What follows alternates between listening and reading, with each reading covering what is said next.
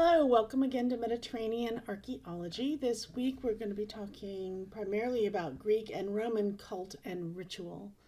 Most, as I just said, of the time will be spent on Greek and Roman cult and ritual, but I have at least one article assigned to you this week that will go slightly beyond our sphere and look in particular at cult in what the Romans called Hispania Celtica, and this is one of the western parts of what would be the Roman Empire. So we have readings from your textbook, Classical Archaeology, Chapter 7. And in the Greek section of that, your author, Robin Osborne, refers to an ancient author by the name of Theophrastus and his writings about his characters. He has these various characterizations. And one of those characterizations is about a superstitious man. And so, in case you're curious, it's actually a very short read that amounts to more or less about a paragraph. I think it would be entertaining and give you insight. I have but there's no reading questions this week on it. But I've included that short little excerpt from Theophrastus just on the superstitious man. So speaking of Robin Osborne again, one of the supplemental readings for this week is by the same author of the Greek section of your Classical Archaeology book, Robin Osborne. And in this article by Osborne, he focuses on hoards and votives and offerings.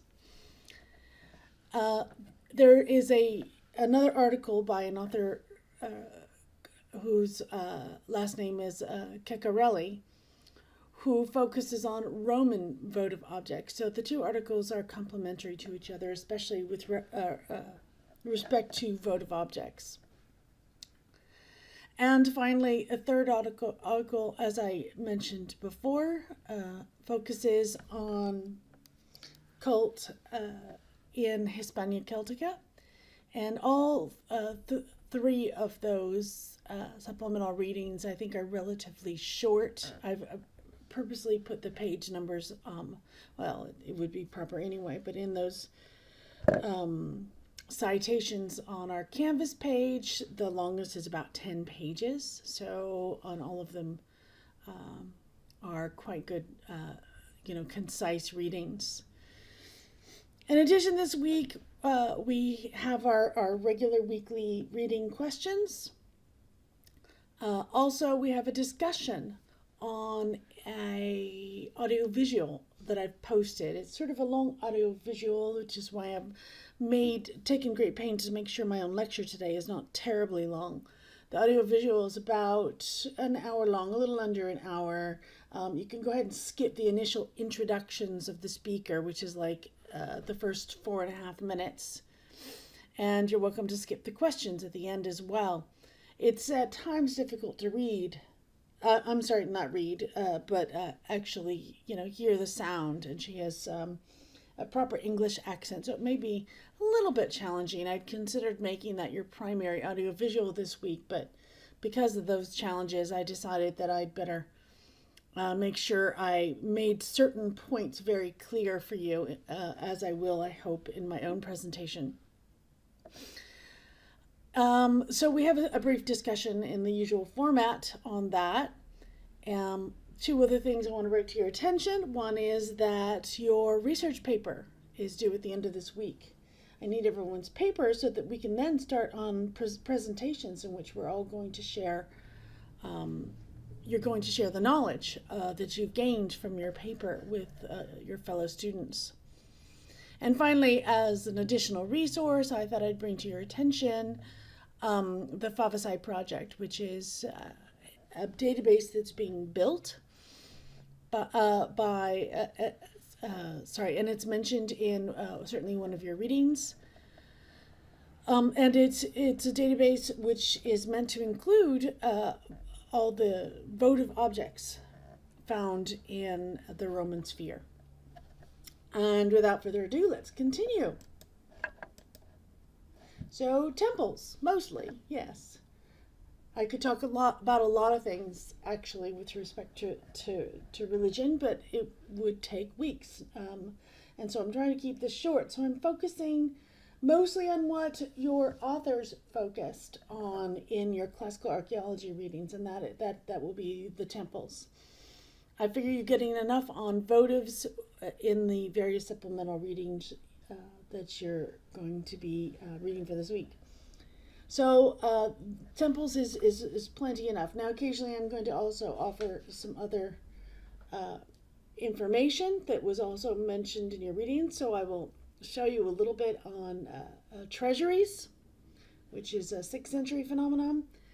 I'm also going to hopefully illuminate you a little bit more about the kuros and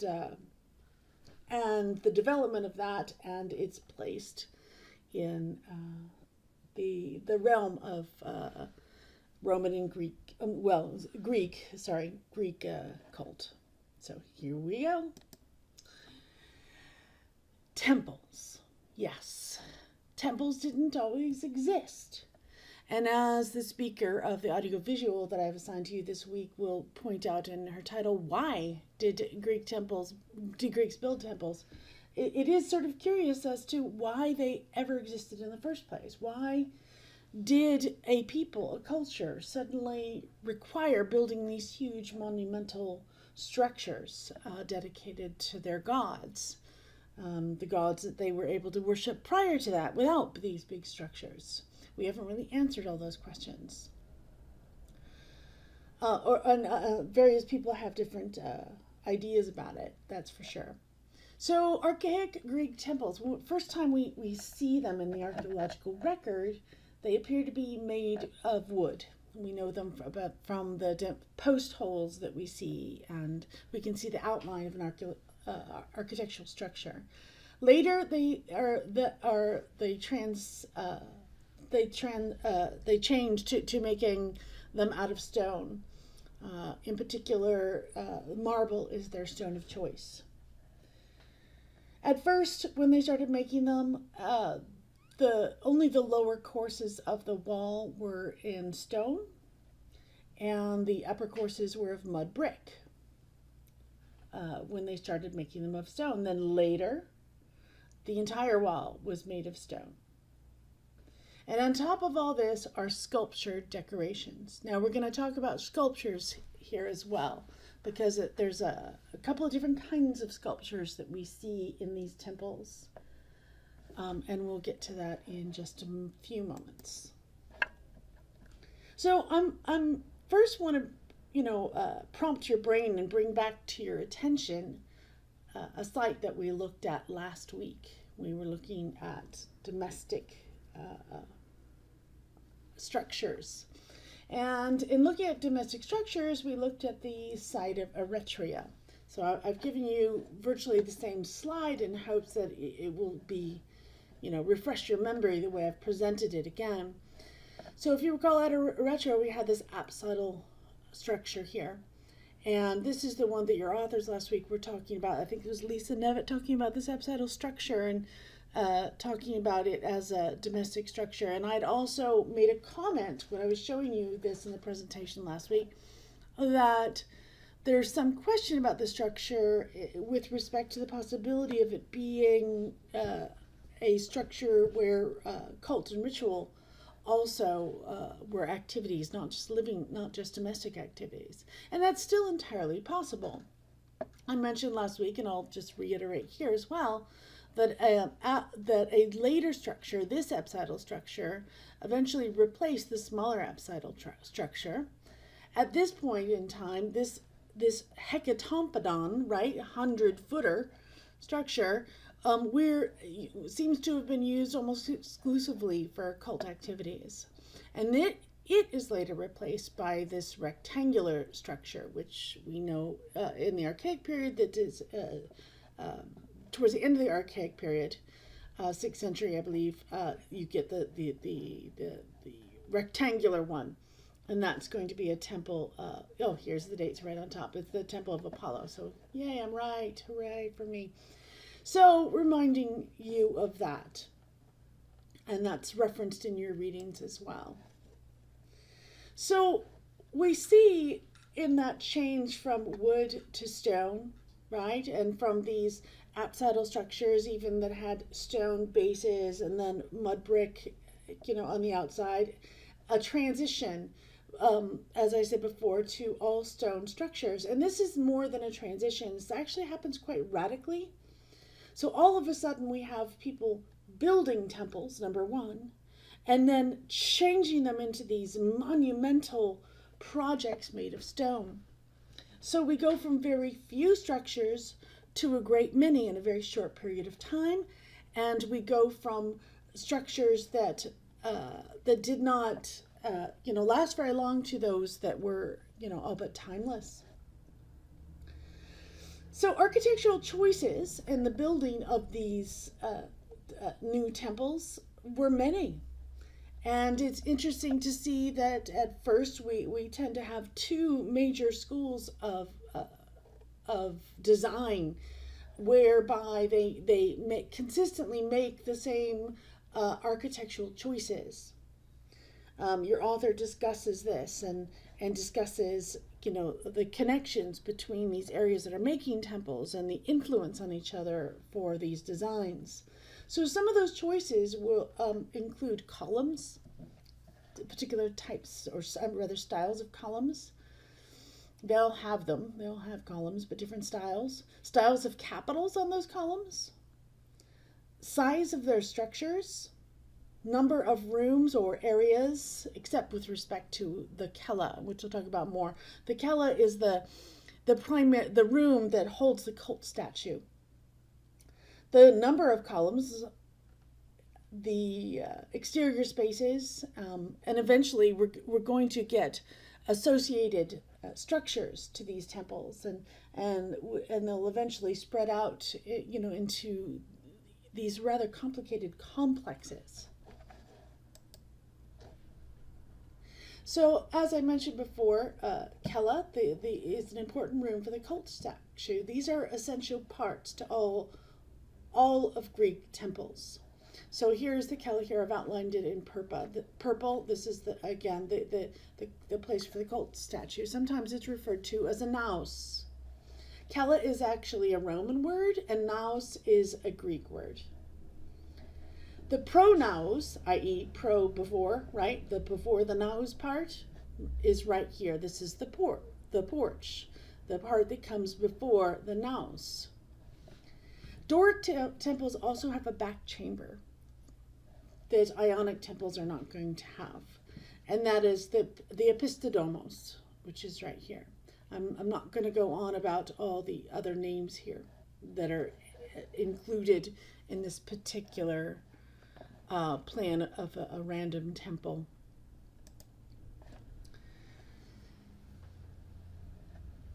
Initially, and actually throughout the early part of Greek history, in the Archaic period, certainly, and in the following classical period, there were two predominant orders or recipes or styles, two ways of making a temple. And those two orders we refer to as the Doric order, which is shown on the left here, and the Ionic order, which is shown on the right. You can see in this picture, when they're adjacent to each other, that there are some things that are quite the same and some things that are quite different.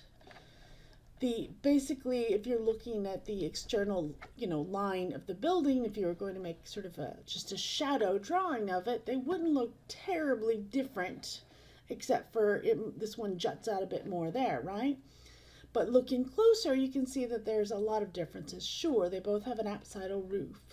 And sure, they both have a pediment, which is this triangular area towards the top. And they both have a cornice. But from here, things start to look a bit different, right?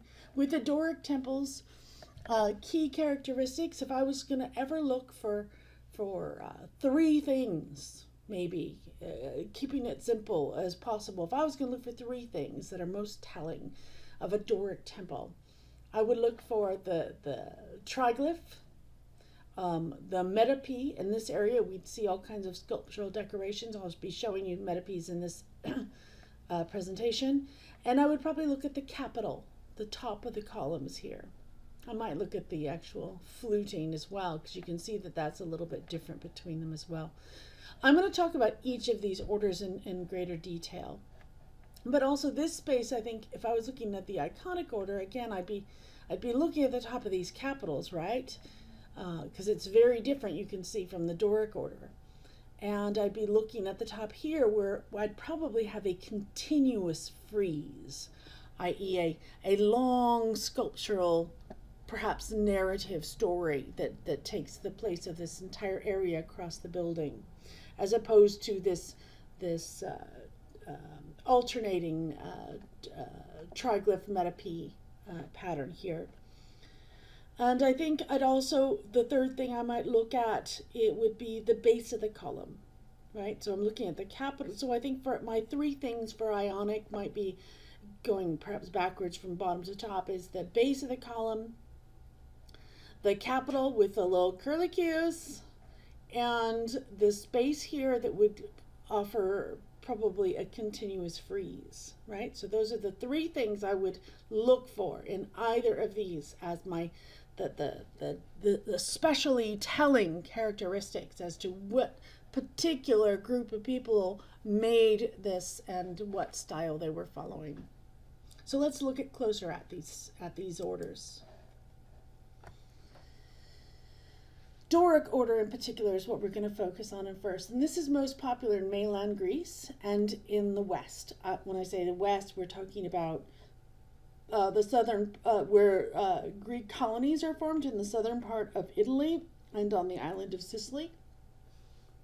So the Doric order has a column with no base, as we've just discussed in the previous lines. There is no base here. The column just goes straight down. The fluting, right, these little vertical dip areas that go around the column, this fluting, each of these meet each other, right? The upside of this curve meets the next one, right? They're all sort of joined. You see, they all seem to be connected. The capitals are in two parts. We call it the abacus and the echinus. This abacus here and the echinus. But in some it's very simple, isn't it? It's just these two parts. It's not highly decorative.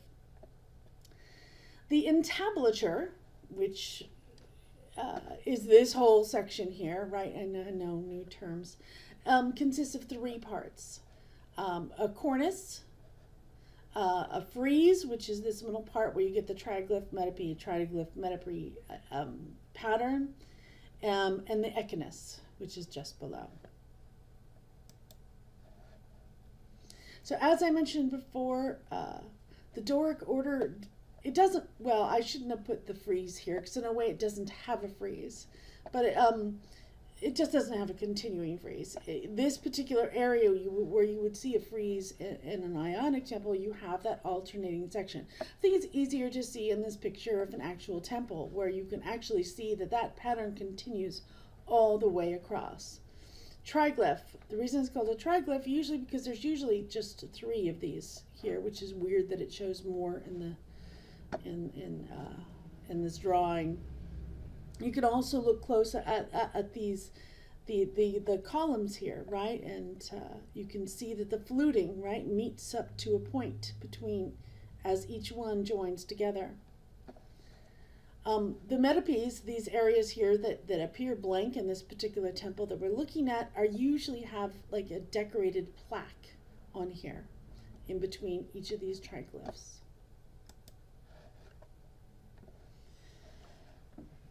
So, more about the Doric order. Sorry, these arrows might actually not be as helpful as I hope they are, but anyway, I'm trying.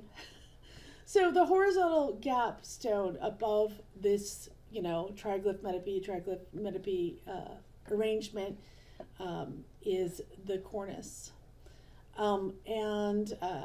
slanting members come to frame the gables at the end of the building here, like this. It joins in this special way.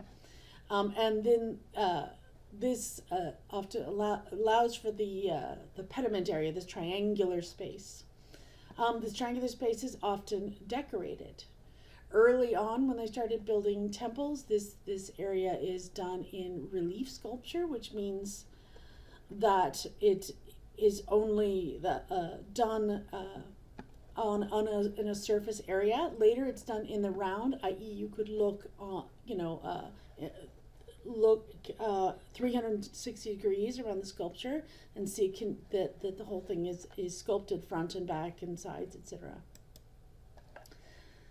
Here's an example of a temple to Apollo that was done in the Doric order. This is quite cool because it's relatively small compared to some of the other ones I'm going to show you later. You can see the fluting comes all the way down to the base here. You can see the two-part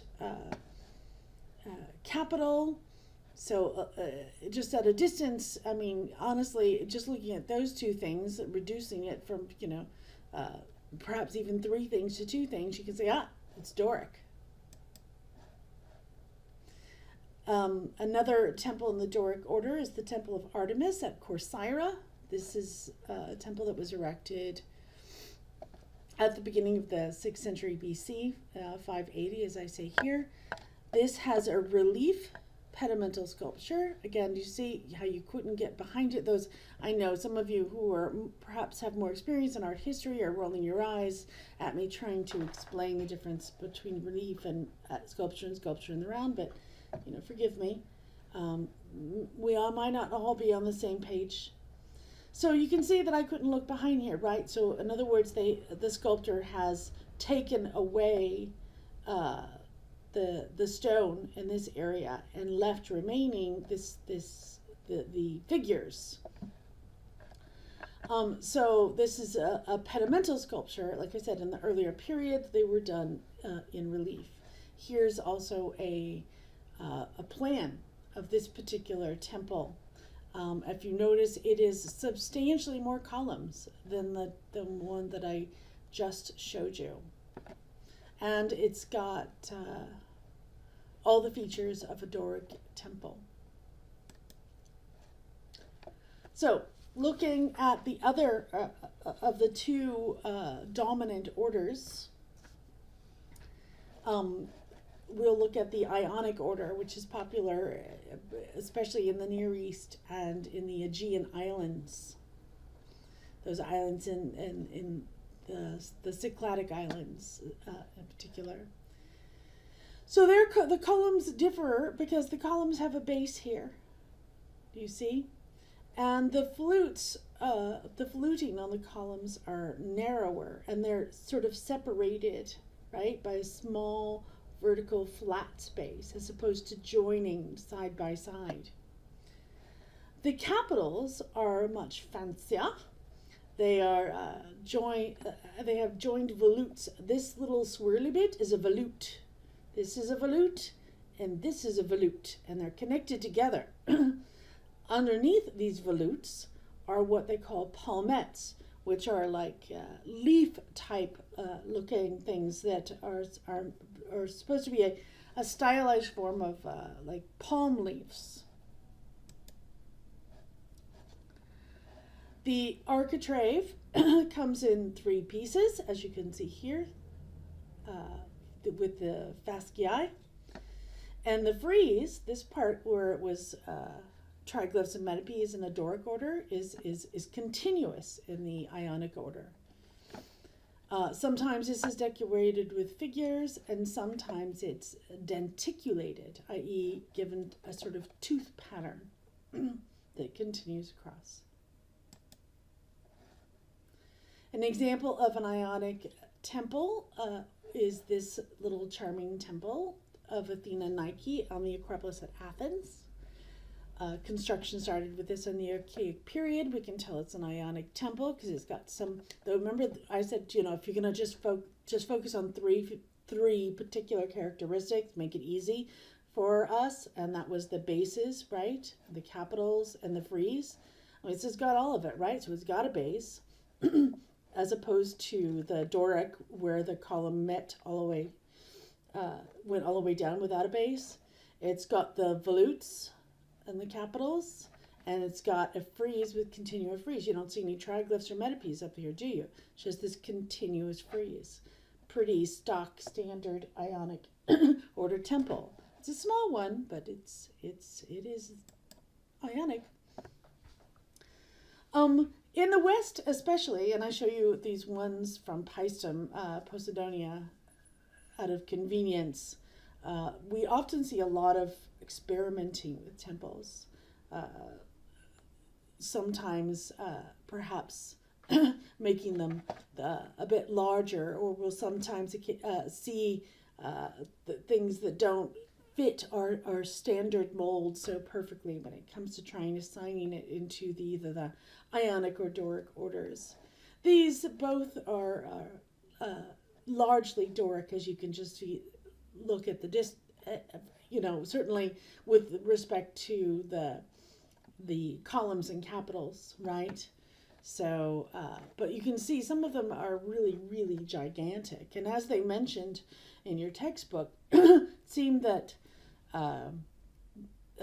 Greek, certain, key Greek population centers competed against others with respect to building, the biggest, grandest, most impressive temple. So how do these differ from those of the Roman world, right? So what's the difference between Greek ones and Roman ones? Well, we're going to take a super brief look at the Roman world here. Roman temples we tend to call Italic, right? And their order is not Doric, it is not Ionic, it is Tuscan. Tuscan comes from the word Etruscan, remember? So the Etruscans had temples. I briefly introduced you to that topic. I think it was in week 6. And Romans continue the elements of the Etruscan tradition, and that is why we call them Tuscan. The ones that I'm showing you here are those that I've modeled after the Temple of Portonaccio in at the ancient site of Veii. Veii was a big Etruscan center, and it's vanquished by the Romans early on in their period of expansion. So what are the characteristics of this Tuscan order? Well, it includes a high podium, this big platform, right? Yeah, sure, it's got columns, just like the others. But if you notice, these columns are only at the front, right? The Greek temples had columns that went around the entire perimeter of the temples, didn't they? Not Tuscans. Tuscan order only has them at the front. You can see that in the side view here, and you can see it at the bottom. The columns themselves are more widely spaced. There's a greater distance between each column. And the columns are thinner and taller than those of the Doric or Ionic order. Now, one of the things that we saw that was kind of consistent, I say kind of because occasionally it does vary, that in the Doric and Ionic temples, we had we always had a cella, right, or a naos. But when it comes to the Tuscan order, we usually actually see 3 cellae, which is the plural of cella. And that will be the case, especially in the early Roman temples, when especially temples that we were, and I'll show you an example in a minute, that are dedicated to 3 of the most important deities of the Roman world. So we also see lots and lots of terracotta decorations that are coming from Etruscan temples, and the Romans continue a lot of these traditions, not all of them, In the Etruscan ones, we see lots and lots of acroterion. Now, we also have acroterion in early Greek archaic temples. There's no question about it. The Greeks introduced a lot of the features of this temple to the Etruscans. They didn't have temples before they met the Greeks. Absolutely not. So the whole notion of, even, if you recall from our Etruscan section, the whole notion of like making a statue of your god never occurred to the Etruscans. They didn't see their Etruscans as anthropomorphic in any way.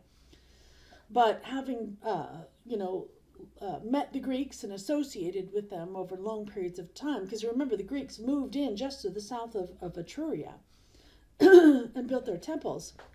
So having, associated with the Greeks for a long period of time, the Etruscans began to build temples, and the Romans do as well, taking after the Etruscans and using the Etruscan order as its basis. So the acroterion we see at the early archaic Greek temples, and we see a lot of it in the Etruscan temples as well.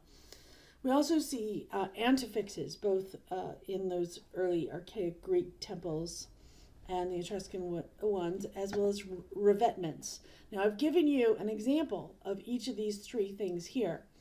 Acroterion are these sculptures in the round that are on the roof. Do you see them? You can see them clearly all over the Portinaccio temple. All these acroterion. What you can't see on this so much on this the Portinaccio temple are these other elements, the antefixes, and this little picture to the right hopefully illustrates that. These are up on the roof edge, and revetments, these plaques. You can't. Here's an example of a revetment plaque from an Etruscan temple. We rarely see any kind of decoration here in the pediment. The kind of decoration we almost always see in the Greek world. Remember, early on it's in the form of relief sculpture, and later on it would be sculpture in the round. And we also have one of the telling characteristics of a Tuscan order temple is this really deep front porch. So the classic example is one that actually we don't have anymore. We have pictures of it. We have definitely literary evidence of it, and we have its base today. But and that's the earliest temple in the city of Rome, which would have been the Capitolium. It's the temple to Jupiter Optimus Maximus, which meant that basically it's a temple for three deities. Jupiter, yes, that as is obvious in Jupiter Optimus Maximus. Juno, which would have been the wife of Jupiter, and Minerva, which would have been the daughter of Jupiter and Juno. So these are really important gods, and they sort of have this, we don't really understand what the precedent is of them, but this is, we know, an essential part of early Roman religion, especially. And this temple is so important that it was rebuilt numerous times after it had been inadvertently destroyed. And here it is. Here's the temple itself on a coin. This coin dates from about the period of the first reconstruction after it was burned. So this is where we get our notion of what it looked like. And you can see it was rebuilt over and over again. We know its dimensions. We know that it had the 3 cella, and each of these cella, right, would have been housed the cult statue for each of these deities. And we have its dimensions, and we have various facts about it. But it, like the Tuscan order, it's also on a high pedestal. It doesn't have a rear porch. This one actually has a few columns on the sides, but it does have this really deep front porch. We think it probably had some antefixes and acroteria. So, yep, welcome to, yes, the Capitolium. The Romans built a lot of temples, and they tended to, kind of stick to the basis of that Tuscan order, but they were not afraid to experiment and to add other things. Just like they're flexible with their religion, as you may have read already in the text assigned for this week, constantly open to incorporating, other elements into it. They are also open to incorporating architectural elements into their temples. So, in fact, during the time of Augustus alone, with Augustus, you may recall from previous week's discussion or readings in this course, Augustus is the first emperor of Rome. There's 80 temples built just in the city alone of Rome, or rebuilt. I think it's actually the number of new ones is something like 50. And there's like 30 rebuilt in just the city of Rome. So there's a huge building program under Augustus. But he also built buildings outside of Rome and in the provinces as well. And one of the better preserved ones is this one in southern France here, the Maison Cali. And you can see that it's has a lot of the elements of the Tuscan order and a few different things. It's got a high base. It's got the deep front porch.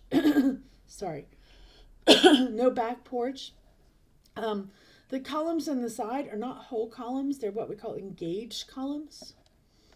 The capitals are not Doric. They're not Ionic.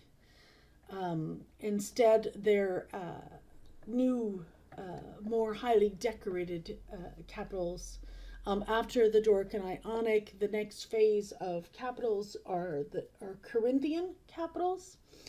Corinthian capitals are much more ornate, but they're also much more conducive to being placed in buildings that are round. We sometimes see, especially with Romans, like I said, they're much more open to new designs and or combining orders.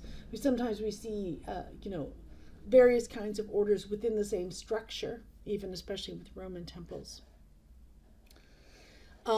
And yeah, I don't know what else to say. Single Cella here, because again, this is not to Jupiter Optimus Maximus, and it's to a single god. And what else did I really want to tell you? I can't really think of anything. Other structures that look kind of like temples in the landscape, especially the Greek, I'm referring to especially here, the Greek landscape, are treasuries. And we start to see the construction of treasuries from in the 6th century. Now, treasuries are interesting, and as well, the placement of them as well as the placement of certain temples. We tend to find treasuries not in the middle of a large congested settlement area, but in a more rural landscape. And it seems perplexing if you don't think of it perhaps as the Greeks did. In part, sometimes we see them, both treasuries and temples, placed on the perimeters of the boundaries of a region, of a territory. They're meant to mark this for both the people who monopolize that territory and for outsiders. They also represent destinations or places to go in festival sort of parades, and or where you might have the whole city sort of involved in walking the boundaries, of the territory, or going from temple to temple and performing various ritual tasks. So treasuries in particular seem to be a message to the people who erect them and to others. Often you find interesting things kept there, such as treaties, right? And you can imagine why one might keep a treaty on the border, especially between the border of the two people who compiled composed that treaty.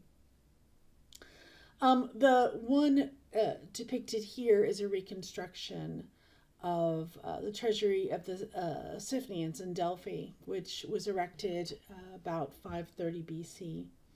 This was constructed from mining profits.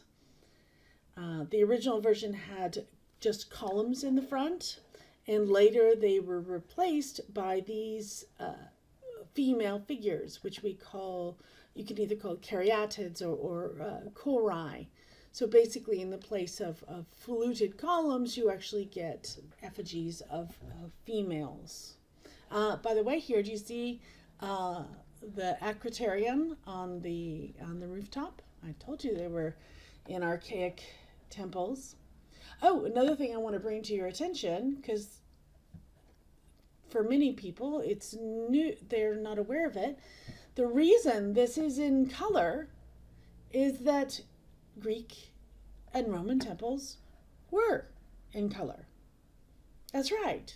They were highly decorated. Polychrome, absolutely. Bright colors, yellows, blues, reds, absolutely typical. And so I'm going to show you other things as I continue on this presentation. At first we didn't, we didn't realize that. We thought that they're as white as they appear today. But as our evidence, though, has been building over time, and we realize that not just the temples themselves, but all of the sculptures that we see and typically thought were strictly white marble from both the Greek and Roman worlds were never white. That to them, they were all decorated. So this is a reconstruction of this particular treasury and how it might have been painted. Here, I have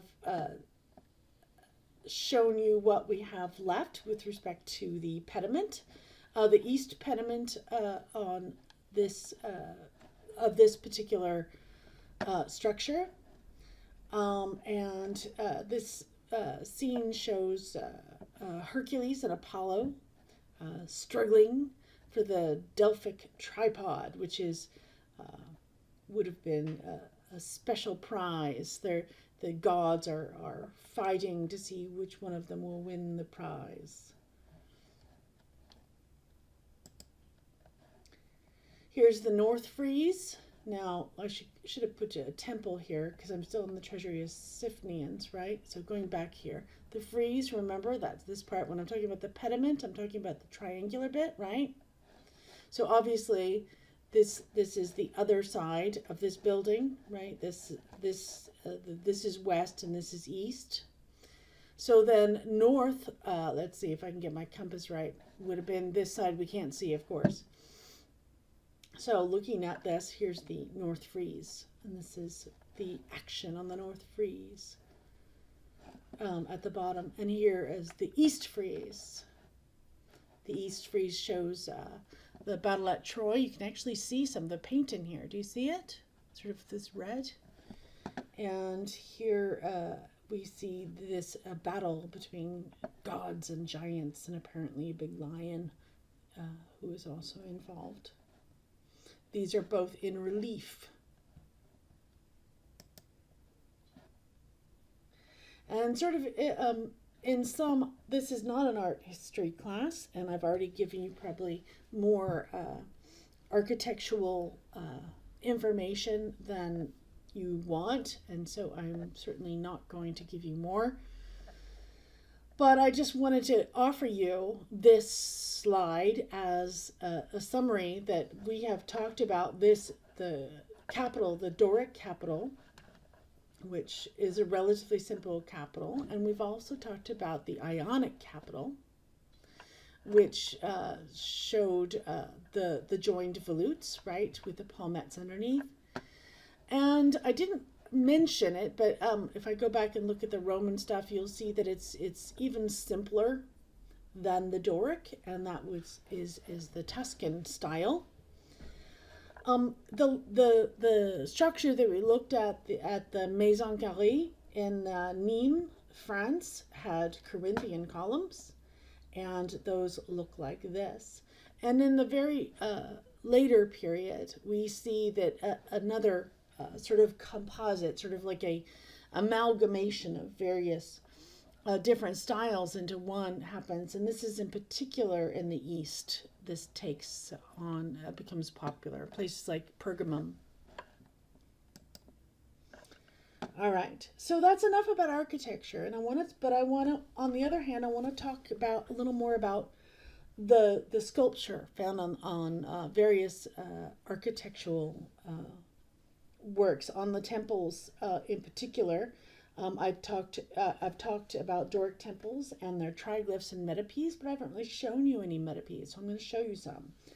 I've talked about friezes on Ionic temples, and I haven't really shown you a lot of that. I have shown you a couple of pediments and friezes with the treasury, but not on the temples. So I'm going to show you some of those for the temples now, and we'll be looking at temples that we haven't looked at in previous slides. And I also want to show you about, talk a little bit about sculptures that are referenced in your classical archaeology readings, freestanding or sculptures of males and females. So let's get into that. Temple sculpture, or sculpture associated with religion or ritual. It takes two forms, I would say, architectural and dedicatory. Architectural tends to be relief sculpture, although certainly pedimental sculpture in the later period, as I already said, becomes sculpture in the round. Dedicatory sculpture tends to be sculpture in the round, either, although it's not impossible for sort of a plaque or a tile, that's actually possible too, so perhaps I shouldn't overgeneralize so much. One can actually dedicate a tile in relief that might show a dedicatory scene on itself. So, but I'm mostly going to talk about sculpture on temples, and mostly relief sculpture, and then again, as I said, sculpture in the round, or freestanding sculpture associated as temple dedications. Their sculpture associated with temples tended to be made in the style of the era.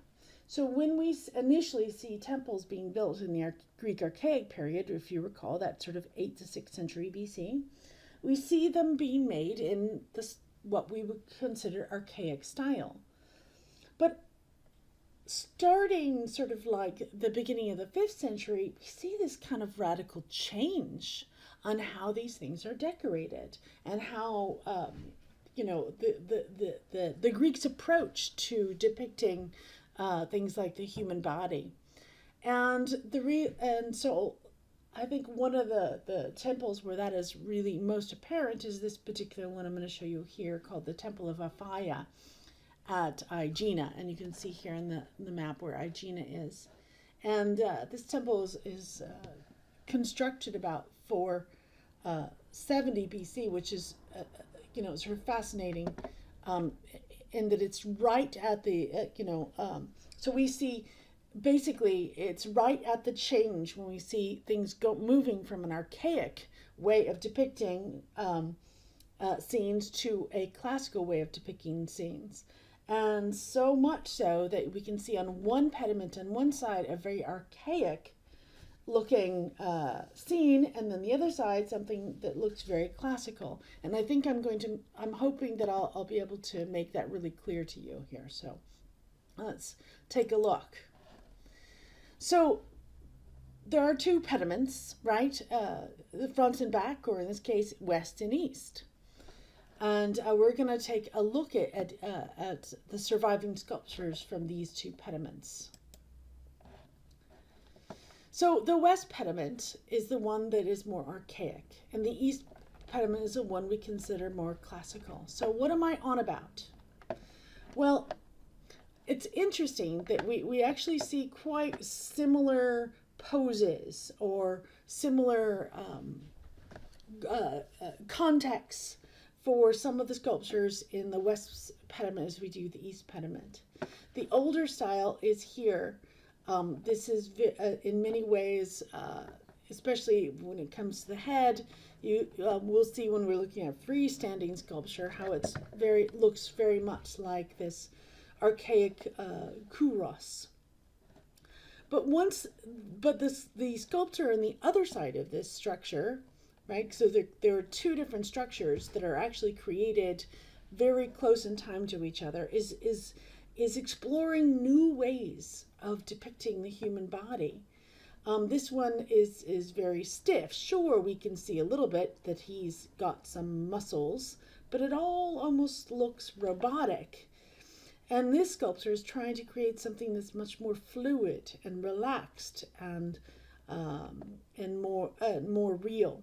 So I think that these two pictures really help to show that. I'm going to show you some more. This is another example. Again, the one that's more in the older style is this guy, this archer. And so here he is posing, to arch. The more archaic style, and here's this one is the more classical style, and he's posing in his arch. Again, there's this much greater attempt to create something more natural. Now they're going to get even better at this, and better and better. But this particular temple, the fact that we have one on one side and one on the other that shows sort of two very different ways of looking at the human body is extraordinary. But I also wanted to bring up, as I've said before, that sculptures and the temples themselves were all originally painted. There's enough paint left on this archer that we've been able to recreate what he would have looked like. He's supposed to be in Trojan garb, by the way. It's a depiction of a Trojan War moment. So he's supposed to be in Trojan garb, but wow, I mean, super colorful. Highly decorated, beautiful. It really changes your perspective when you try to imagine a landscape with all these. We can sort of envision now, as they are now, all white and grand and monumental in the landscape, and then think back, try to reimagine them in their bright colors. Extraordinary. Another temple I want to look at with respect to looking at the sculpture associated with the temple is the Temple of Zeus at Olympia. And here also, I'm showing you a reconstruction that includes color. So I'm going to show you two things with respect to the Temple of Zeus at Olympia, which, by the way, I'm showing you where Olympia is here. And that's going to be the pediment, which is the triangular area again. This also has a criterion up on top, as you can see. But I'm going to show you just the pediment, and I'm going to also show you the metapiece. Now you look out here, you go, wait a minute, there's no metapiece. Well, I don't know if you noticed, but I'm telling you, hey, look, there's no metapiece. See, triglyph, blank, triglyph, blank, triglyph, nah. But do you see there's inside here? Right, so there's another room inside, and all along the edge of this inside are triglyphs, metapies, triglyphs. Do you see it? You can just see the very bottom. There's a metapie, and then the blue is a triglyph, right? So that's those metapies that we're going to look at for this Temple of Zeus. And here's a drawing of the two pediments, and here are drawings of the various metapies. Here's the ones from the west porch, and here's the ones from the east porch. Okay.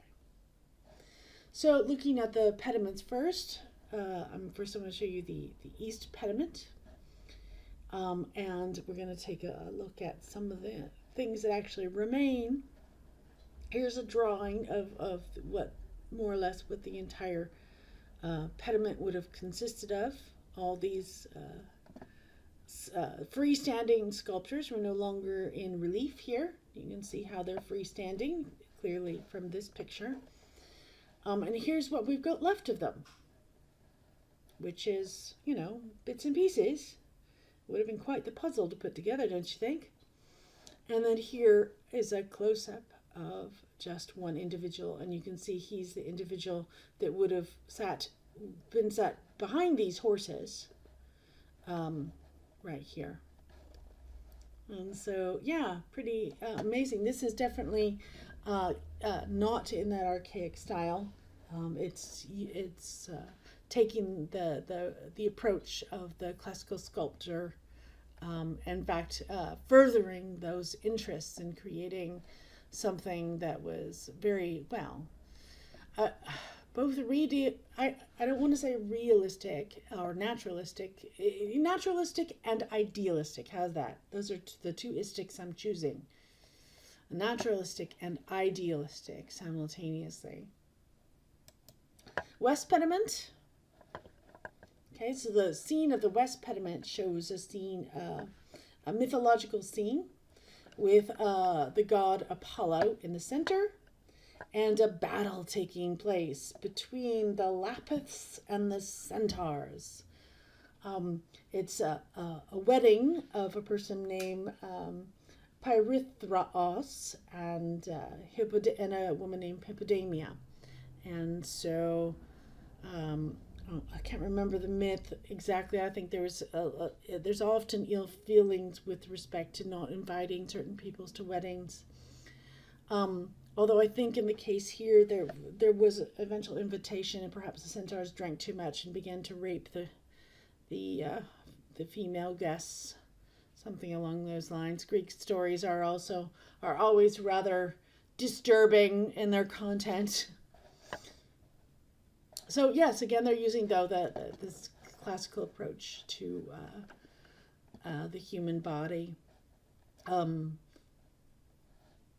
Even with our fellow Apollo here, you can see how we're starting to experiment with a shifting of the weight. But again, I don't want to get all too art historical on you. So let's take a look at the metopes, right? So all the metopes have a theme, and that theme are the various labors of the half-god Hercules. Hercules is a son of Zeus, an immortal woman. And so here's drawings of the various metopes, and here's me showing you the picture I showed you in the beginning where you could just look underneath. And here I'm actually showing you underneath so you can see where the metopes are all up there. So let's see what we've got left of these metopes. Here's a few of them. On the left, we have Hercules, the story of Hercules and the Cretan bull. And then the second, along the way, we have Hercules, Athena, and the Stymphalian birds. And here we have Athena, Atlas, and Hercules with apples of Hesperides. And then on the far right, we have Hercules cleaning the Augean stables with Athena looking on.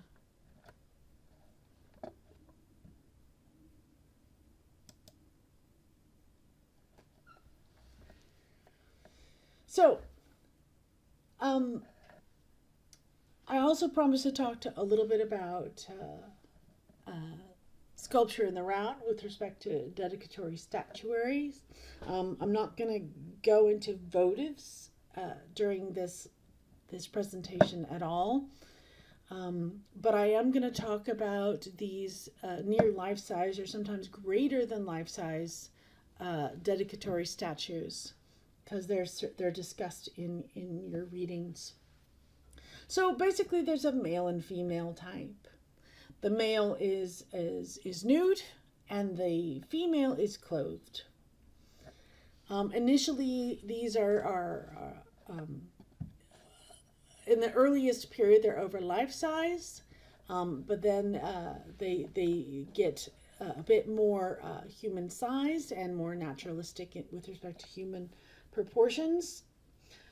As you approach the classical period, just like with the pedimental sculptures, it seems that artists tend to sort of are trying to figure out how to represent things in a real or naturalistic way, but also in a way in which they view perfection,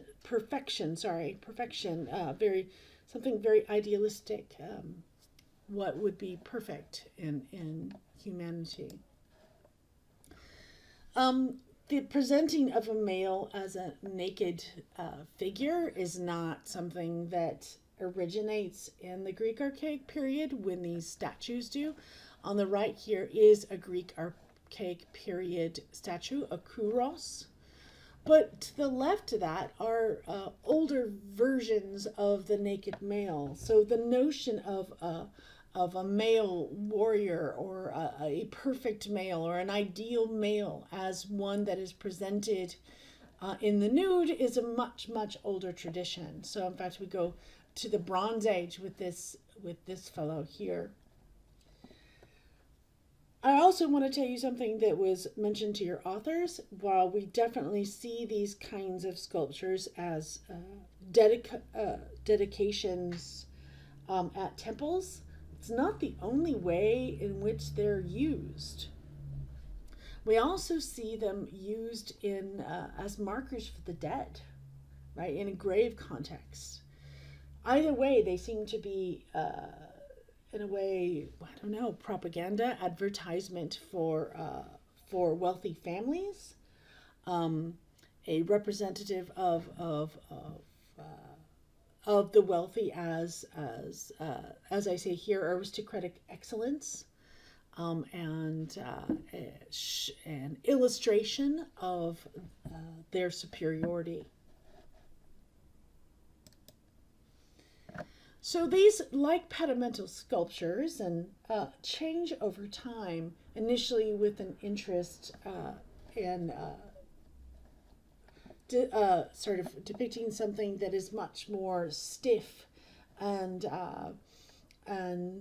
almost not human in its stiffness. Yes, it's anthropomorphic, absolutely, but proportions are not natural.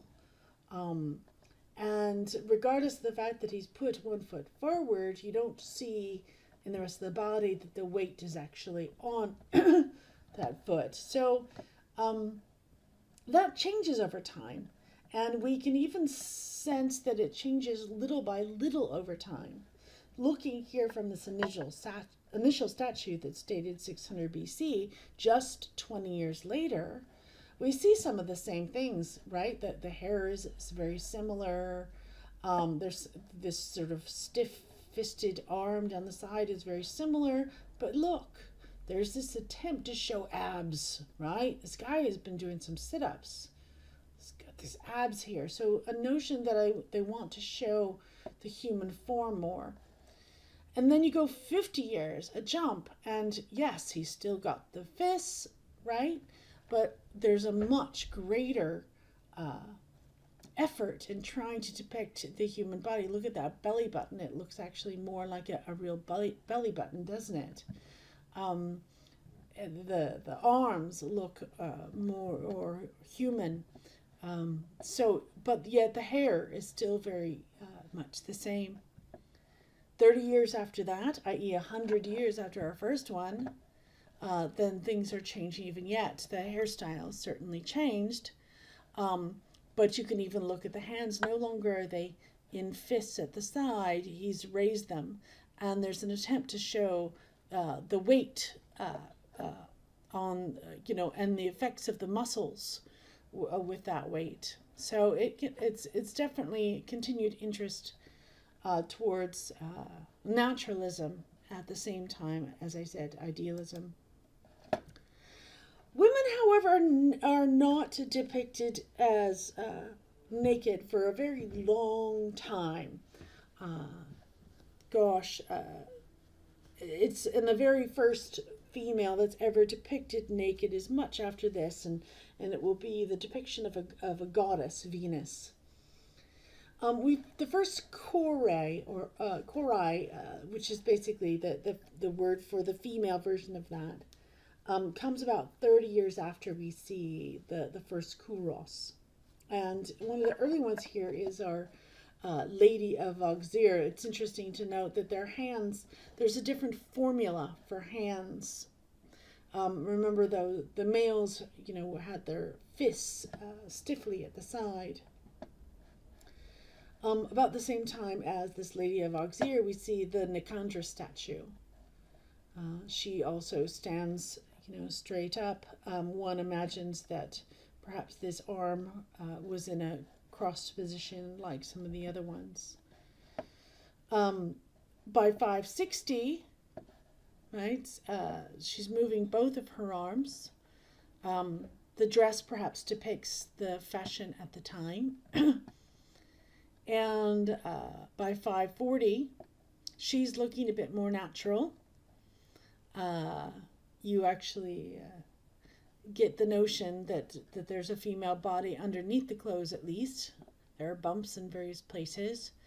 And she's looking more and more like a human being.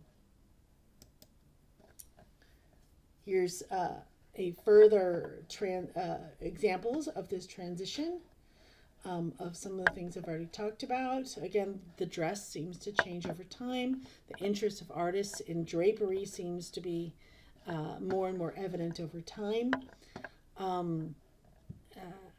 Naturalism becomes more apparent over time.